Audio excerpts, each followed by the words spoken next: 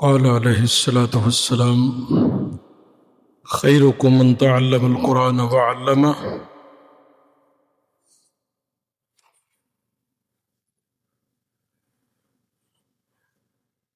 صدق الله وصدق رسوله النبي الكريم ونحن على ذلك لمن الشاهدين والشاكرين والحمد لله رب العالمين۔ برادران اسلام، الحمدللہ ہم نے 21 پارے اجمالی تفسیر کے سن لیے ہیں اور آج 22واں پارہ ہے۔ 21ویں پارہ کی آخری چند آیات میں ازواج مطہرات سے خطاب کیا تھا۔ چونکہ اس خطاب کا کچھ حصہ جو بچتا تھا وہ 22ویں پارے میں آیا ہے، اس لیے خلاصۃ القرآن میں سے اسے نہیں چھیڑا گیا بلکہ اکٹھا ہی ذکر کیا گیا ہے۔ ان آیات کا پس منظر احادیث سے مبارکہ میں بیان ہوا ہے کہ جب فتوحات کا دور شروع ہوا تو ازواج مطہرات نے نبی کریم صلی اللہ علیہ وسلم سے درخواست کی کہ ہمارے وظیفہ اور نفقہ میں کچھ اضافہ کر دیے جائے۔ اس موقع پر یہ آیت نازل ہوئی جن میں انہیں دو باتوں میں سے ایک بات کا اختیار دیا گیا، یا تو وہ خوشحالی کی زندگی گزارنے کے لیے یا پھر اللہ کے رسول صلی اللہ علیہ وسلم کا ساتھ۔ اور خوشحالی کی اگر زندگی دنیا میں گزاریں گے تو نبی پاک صلی اللہ علیہ وسلم سے جدائی ہو جائے گی، یا پھر تنگی ترشی کے ساتھ گزر بسر کریں اور اپنی نظر آخرت کی خوشی اور عیش پر رکھیں۔ جب آپ علیہ السلام نے انہیں اختیار دے دیا تو سب ازواج مطہرات نے آخرت کو ترجیح دے دی۔ اس موقع پر ازواج مطہرات کی فضیلت بیان کرتے ہوئے انہیں 7 احکام دیے گئے۔ پہلا حکم یہ دیا گیا کہ مردوں کے ساتھ بات کرتے ہوئے لوچدار لہجہ اختیار مت کرے، نرم۔ دوسرا یہ کہ بلا ضرورت گھر سے باہر مت نکلے، کیونکہ مسلمان عورت کا اصل اور محفوظ ٹھکانہ اس کا گھر ہے۔ تیسرا یہ حکم دیا گیا کہ زمانہ جاہلیت کی خواتین کی طرح اپنی زینت اور ستر کا اظہار کرتے ہوئے باہر مت نکلے۔ چوتھا حکم یہ ہے کہ نماز کی پابندی کریں، 5واں زکوٰۃ دیا کریں، اور چھٹا یہ کہ اللہ اس کے رسول صلی اللہ علیہ وسلم کی مکمل اطاعت کریں۔ اور 7واں حکم یہ کہ قرآنی آیات کی تلاوت اور احادیث مبارکہ کا مذاکرہ کریں۔ مسلمان کی شخصیت کو معاشرہ میں نمایاں اور امتیازی حیثیت دینے اور اس کا تشخص پہچان پیدا کرنے والی 10 صفات، یہ صفات مرد میں ہو یا عورت، اسے مغفرت اور اجر عظیم کا مستحق بنا دیتی ہے۔ پہلی چیز اسلام، ایمان، قنوت یعنی دائمی اطاعت، اور صدق، صبر اور خشوع اور صدقہ، روزے اور اپنی شرمگاہوں کی حفاظت اور کثرت سے اللہ کا ذکر۔ اگلے رکوع کے اندر منہ بولے بیٹے کی بیوی مطلقہ سے شادی اس مشہور واقعہ کی طرف اشارہ کرتی ہے کہ جس کی وجہ سے نبی کریم صلی اللہ علیہ وسلم کی آپ کو مخالفین نے سخت تنقید، طعن و تشنیع کا نشانہ بنایا۔ ہوا یہ تھا کہ جب آپ علیہ السلام کے متبنہ حضرت زید بن حارثہ رضی اللہ تعالی عنہ آپ کی پھوپھی زاد بہن حضرت زینب رضی اللہ کے درمیان نباہ نہ ہو سکا اور ان کے درمیان جدائی واقع ہو گئی، تو اللہ کے حکم سے خود آپ علیہ السلام نے حضرت زینب سے نکاح فرمایا۔ اس پر بڑا شور اٹھا کہ نبی کریم صلی اللہ علیہ وسلم نے اپنے منہ بولے بیٹے کی بیوی سے شادی کر لی، جبکہ جاہلی تصور میں یہ نکاح حرام تھا۔ اللہ تعالی فرماتے ہیں یہ نکاح خود ہم نے کروایا تاکہ آئندہ متبنہ کی متعلقہ بیوی کے ساتھ نکاح کرنے میں مسلمانوں کے لیے کوئی حرج باقی نہ رہے۔ یہاں ضمنی طور پر یہ بات بھی جان لی جائے کہ اسلام اور پیغمبر اسلام کے مخالفین نے ہمارے آقا صلی اللہ علیہ وسلم کی کثرت ازواج میں معاذ اللہ شہوت پرستی کے عنصر کو بنیادی وجہ قرار دینے کی ناپاک اور ناکام کوشش بھی کی ہے۔ یہ اس معاشرہ میں بھی کر رہے ہیں۔ یہاں اگر دو بنیادی نقطوں کو ملحوظ رکھا جائے تو اعتراضات کی لغویات ظاہر ہو جاتی ہے۔ پہلا نقطہ یہ ہے کہ آپ علیہ السلام نے اپنی بھرپور جوانی ایک ایسی خاتون کے ساتھ گزاری جو عمر میں آپ سے تقریباً 2 گنی تھی۔ جب تک وہ زندہ رہیں آپ علیہ السلام نے کسی دوسری خاتون کو اپنے عقد میں قبول نہیں کیا۔ حضرت خدیجہ رضی اللہ تعالی عنہ کے علاوہ جتنی خواتین سے بھی آپ نے شادیاں کی ہیں وہ بڑھاپے کی حدود میں قدم رکھنے یعنی 50 سال کی عمر کے بعد کی ہیں۔ دوسرا نقطہ یہ ہے کہ سوائے سیدہ عائشہ رضی اللہ کے آپ کی کوئی بیوی بھی کماوری نہیں۔ اگر معاذ اللہ کثرت ازواج سے آپ علیہ السلام کا مقصد شہوت پرستی ہوتا تو آپ علیہ السلام یہ شادیاں جوانی میں یا باکرہ لڑکیوں سے فرماتے۔ حقیقت یہ ہے کہ تعداد ازواج میں تعلیمی، تشریحی، اجتماعی اور سیاسی حکمتیں پوشیدہ تھیں، مگر یہ خلاصہ ہمیں ان کی تفصیل میں جانے کی اجازت نہیں دیتا۔ نبی کریم صلی اللہ علیہ وسلم کی صورت میں مومنوں کو اللہ تعالیٰ نے جو نعمت عظمیٰ عطا فرمائی، اللہ جل جلالہ نے اس کی یاد دہانی بھی کروا دی، اور آپ علیہ السلام کے 5 امتیازی اوصاف بھی ذکر فرما دیے۔ آپ اپنی امت پر اور دوسری امت پر بھی قیامت کے دن گواہی دیں گے، کیونکہ پوری دنیا کے انسان آپ علیہ السلام کی امت میں شامل ہیں۔ جنہوں نے ایمان قبول کر لیا وہ امت اجابت میں شامل ہیں۔ یہ بات سمجھی جائے، یہودی ہیں، عیسائی ہیں، جس مذہب مسلک کے ہیں، سب امت میں ہیں، لیکن اب جو ماننے والے ہیں وہ علیحدہ کیے جا رہے ہیں اور جو نہ ماننے وہ علیحدہ کیے جا رہے ہیں۔ اور جنہوں نے ایمان قبول نہ کیا وہ امت دعوت میں داخل ہیں۔ اہل ایمان کو آپ صلی اللہ علیہ وسلم کی سعادت اور جنت کی بشارت دینے والے ہیں، اور کفار فجار کو اللہ کے عذاب اور ہلاکت سے ڈرانا اور آپ علیہ السلام کی ذمہ داری ہے۔ آپ علیہ السلام نیکی، اصلاح، اخلاق حسنہ اور استقامت کی دعوت دینے والے ہیں۔ آپ علیہ السلام کی دعوت نہ دنیا کی دعوت، نہ اقتدار کی دعوت، نہ مال غنیمت جمع کرنے کی دعوت، اور نہ ہی قومیت اور عصبیت کی دعوت، بلکہ آپ علیہ السلام کی دعوت خالص اللہ تعالیٰ کی رضا کے لیے تھی، جس کا مقصد اصلاح، صلاح کے سوا کچھ بھی نہ تھا۔ اس میں کیا شک ہے کہ انبیاء علیہ السلام کے اعمال میں سب سے افضل عمل دعوت ہے۔ خود رب العالمین فرماتے ہیں کہ اس سے زیادہ اچھی بات والا کون ہے جو اللہ کی طرف بلائے اور نیک کام کرے اور کہے میں یقیناً مسلمانوں میں سے ہوں۔ آپ علیہ السلام سراج منیر بھی ہیں، اور آپ کے پر نور وجود سے ظلمتیں دور ہوئیں اور شبہات کا ازالہ ہوا۔ اللہ تبارک و تعالی نے ہمارے آقا صلی اللہ علیہ وسلم کو ذریعے شرک، ضلالت کی گمراہیوں کو دور کیا اور گمراہیوں کو ہدایت دی۔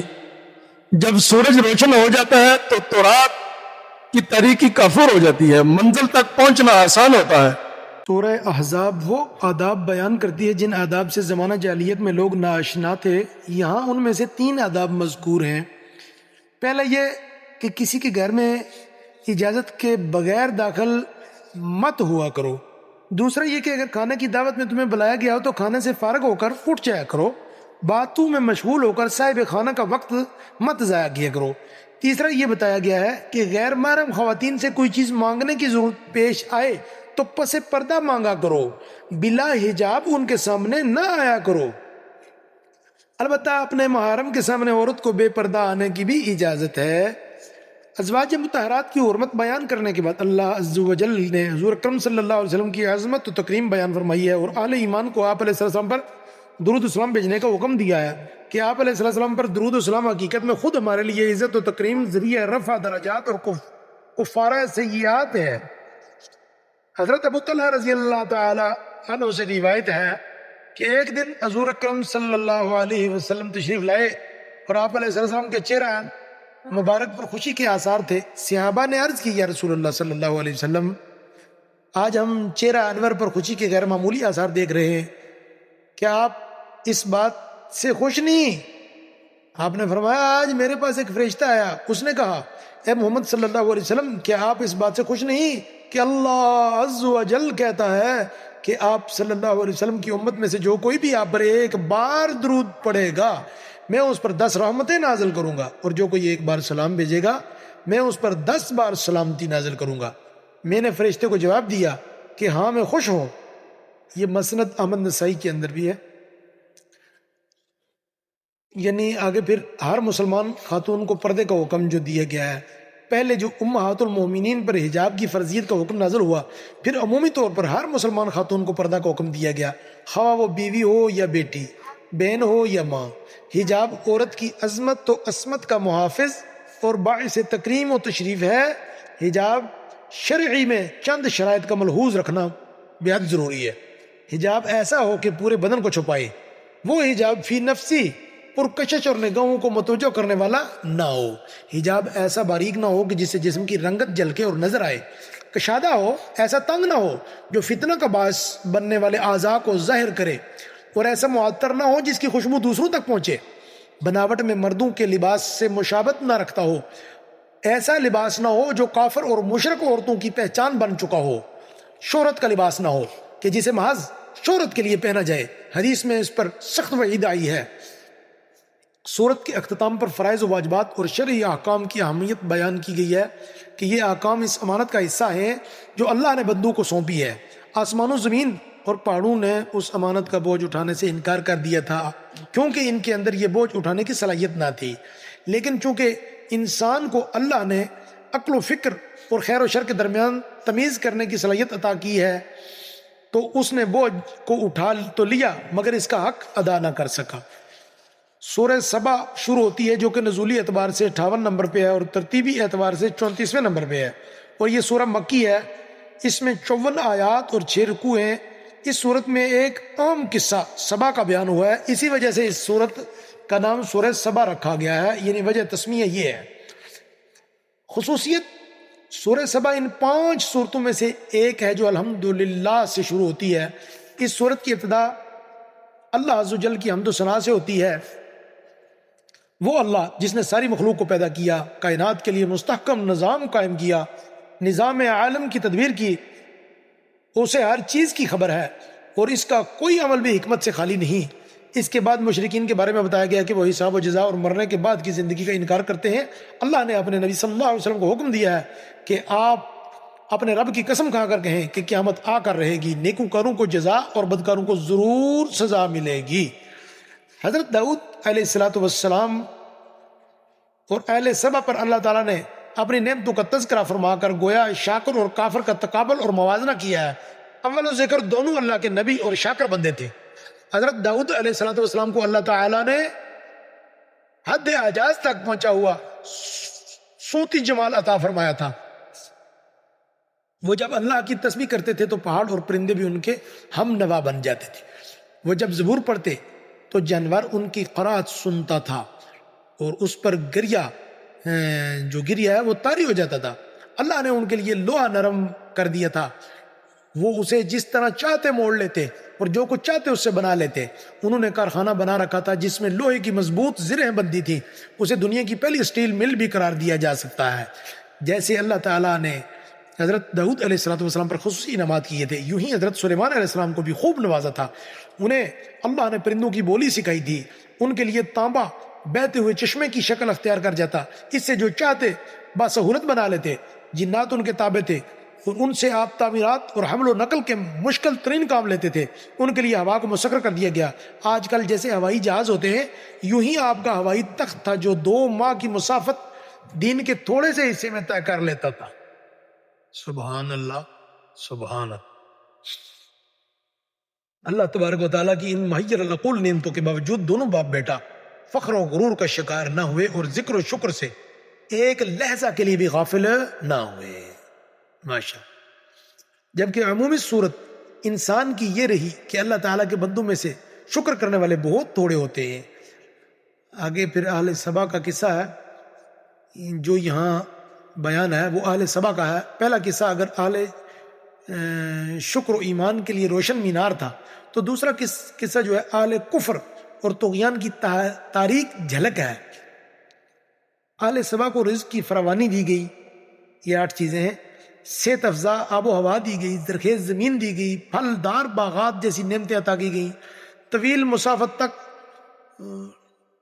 دور رویہ باغات دور چلے جاتے تھے، نہ گرمی اور دھوپ ستاتی اور نہ ہی بھوک پریشانی ہوتی۔ پانی سے ہیرا کرنے کے لیے ایک ڈیم بنایا تھا جسے سد معارب کے نام سے یاد کیا جاتا ہے، لیکن انہوں نے ان نعمتوں کا شکر ادا نہ کیا، بلکہ نہ شکری پر اتر آئے۔ پھر وہی ہوا جو ہر نہ شکری قوم کے ساتھ ہوتا ہے، یعنی بند ٹوٹ کر عذاب کی صورت اختیار کر گیا، اس کے پانی نے پھر تباہی مچائی، باغات بستیاں خس و خاشاک بن کر بہ گئی، جہاں پھل پھول ہوتے تھے وہاں جھاڑ و جنکار کے سوا کچھ نہ بچا، اور اہل سبا کا ذکر صرف داستانوں میں رہ گیا۔ اس صورت میں مسلسل مشرکین کے عقائد اور نظریات کی عقلی اور نقلی دلائل سے تردید اور توہین ہے۔ کبھی ان سے کہا گیا کہ بلاؤ ان کو جنہیں تم اللہ کے سوا حاجت روا اور مشکل کشا سمجھتے ہو، دیکھتے ہیں کہ وہ تمہیں کیا فائدہ پہنچاتے ہیں۔ کبھی تلقین کے اسلوب میں ان سے سوال کرنے کا حکم دیا گیا کہ بتاؤ تمہیں آسمان اور زمین سے کون رزق دیتا ہے۔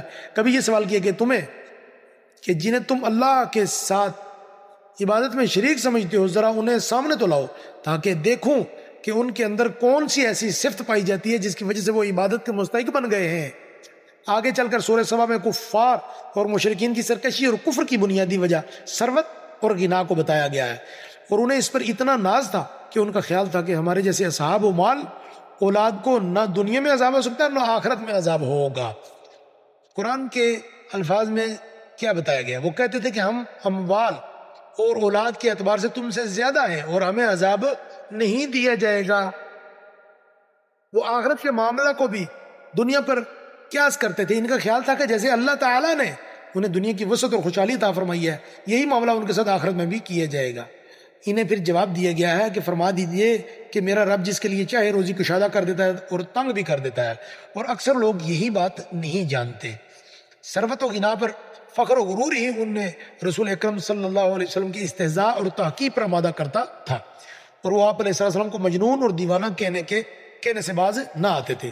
اس لیے اللہ نے فرمایا کہ آپ علیہ السلام ان سے فرما دیجئے میں تمہیں ایک بات کی نصیحت کرتا ہوں کہ تم اللہ کے لیے دو اور اکیلے اکیلے مستعد ہو جاؤ، پھر غور و فکر کرو، تم یقیناً اس نتیجے پر پہنچو گے کہ تمہارے ساتھی یعنی حضور کرم صلی اللہ علیہ وسلم کو کوئی جنون نہیں، وہ تم کو سخت عذاب کے آنے سے پہلے صرف ڈرانے والے ہیں۔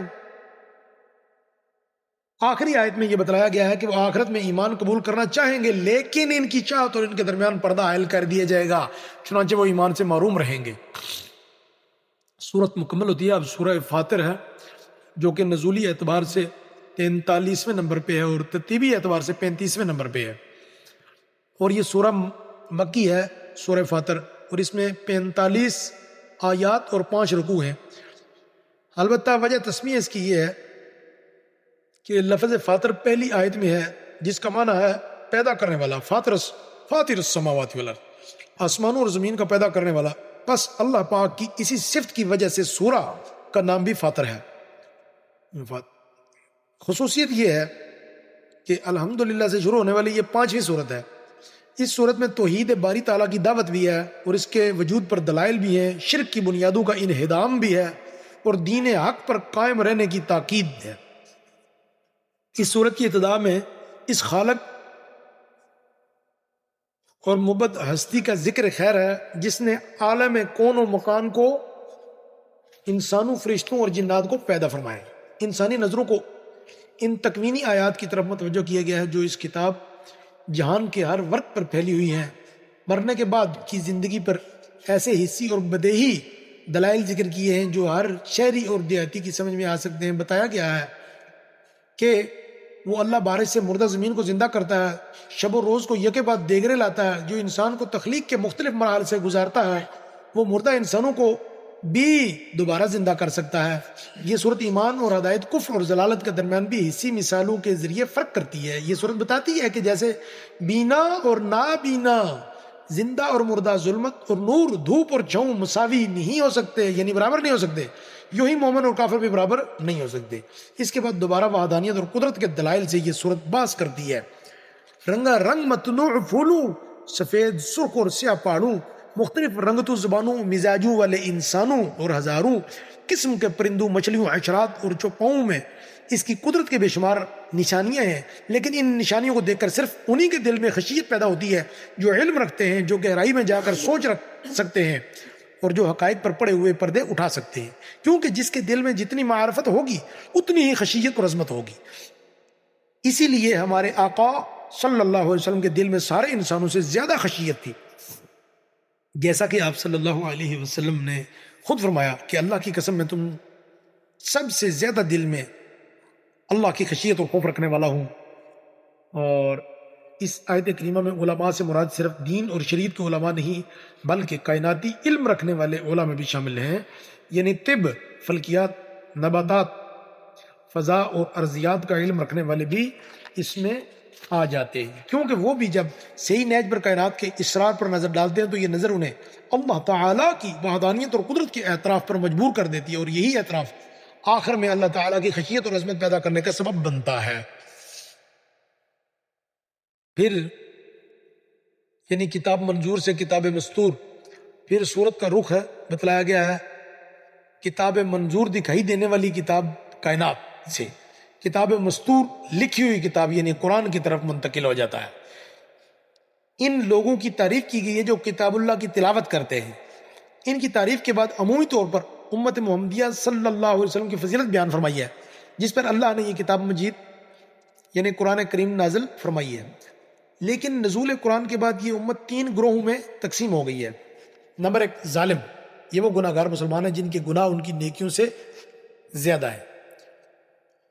مقتصد یعنی میانہ رو، جن کی حسنات اور سیئات برابر ہیں، مساوی ہے۔ تیسرے پر سابق، یعنی وہ سچے مومن جو اطاعت و عبادت میں دوسروں سے سبقت لے گئے۔ لیکن ان تینوں کا آخری اور دائمی ٹھکانہ بہرحال جنت ہی ہے، الحمدللہ۔ کوئی براہ راست جنت میں جائے گا اور کوئی اپنے گناہوں کا خمیازہ بھگتنے کے بعد جائے گا۔ سورت کے اختتام پر اللہ کے حلم اور بردباری کا ذکر ہے، وہ گناہوں پر نقد اور فوری سزا نہیں دیتا۔ اگر ایسا ہوتا تو زمین پر انسان کوئی حیوان اور چرند پرند بھی زندہ نہ رہ سکتا۔ اس نے جزا سزا کے لیے ایک وقت معین کر رکھا ہے، وہ وقت جب آ جائے گا تو پھر کامل نظام عدل حرکت میں آ جائے گا۔ سورہ یاسین نزولی اعتبار سے 41ویں نمبر پہ، جبکہ ترتیبی اعتبار سے یہ 36ویں نمبر پہ ہے، اور یہ سورہ مکی ہے۔ اس میں 83 آیات اور 5 رکوع ہیں۔ اللہ جل جلالہ نے حضور اکرم صلی اللہ علیہ وسلم کو یاسین کہہ کر مخاطب فرمایا، جیسے طٰہٰ ہے، اور دونوں اسماء گرامی ہیں ہمارے آقا صلی اللہ علیہ وسلم کے۔ اسی مناسبت سے سورہ یاسین کہا جاتا ہے۔ ہمارے مسلمان بھائی اس سورت کو جان کنی کی آسانی کے لیے تو پڑھتے ہیں، لیکن اس پر عمل کرنے والے بہت کم ہیں، جبکہ اصل فضیلت ثواب اللہ کا قرب اور اس کے مشمولات پر عمل کرنے ہی میں حاصل ہو سکتا ہے۔ اس سورت کی ابتدا میں ہمارے آقا صلی اللہ علیہ وسلم کی رسالت کی سچائی پر قرآن کریم کی قسم کھائی گئی ہے۔ پھر ان کفار قریش کا تذکرہ ہے جو کفر و ضلال میں بہت آگے نکل گئے تھے، جس کی وجہ سے وہ اللہ کے عذاب کے مستحق ہو گئے۔ اس کے بعد اس بستی والوں کا ذکر ہے جنہوں نے یکے بعد دیگرے 3 انبیاء علیہ الصلوۃ والسلام کو جھٹلایا، اور جب انہی میں سے ایک حق پرست ناصح انہیں سمجھانے لگا تو انہوں نے اسے شہید کر دیا۔ اس ناصح کی گفتگو کا کچھ حصہ پارہ 23 کی ابتدا میں ہے، جس کا خلاصہ انشاءاللہ اگلے جمعے میں پیش کیا جائے گا۔ وما ذلک علی اللہ بعزیز۔ اللہ تعالی ہم سب کو اس پر عمل کی توفیق نصیب فرمائے۔